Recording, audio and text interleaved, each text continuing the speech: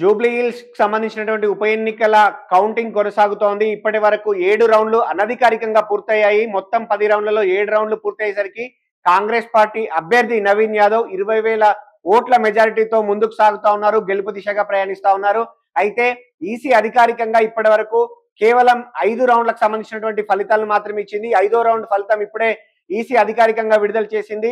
EC అధికారికంగా విడుదల చేసిన 5వ రౌండ్ వరకు ఫలితాలు చూస్తే కాంగ్రెస్ పార్టీ అభ్యర్థికి 12,859 ఓట్ల మెజారిటీతో ముందుకు సాగుతా ఉన్నారు. ఇప్పటి వరకు కాంగ్రెస్ పార్టీ అభ్యర్థికి 50,849 ఓట్లు పోలయ్యాయి.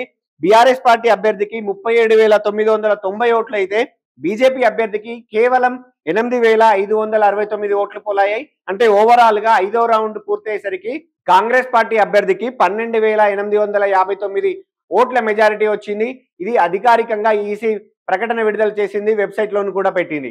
అయితే అనధికారికంగా 7 రౌండ్లు పూర్తయ్యాయి. లోపల నుంచి కౌంటింగ్ ఏజెంట్లు కావచ్చు, ఆయా సంబంధించినటువంటి వస్తున్నటువంటి సమాచారం ప్రకారం 20,000 ఓట్ల మెజారిటీతో నవీన్ యాదవ్ ముందంజలో ఉన్నారు. ఒక్క 7వ రౌండ్ లోనే 4,000 పైచిలుకు ఓట్ల మెజారిటీ సాధించినట్టుగా తెలుస్తోంది.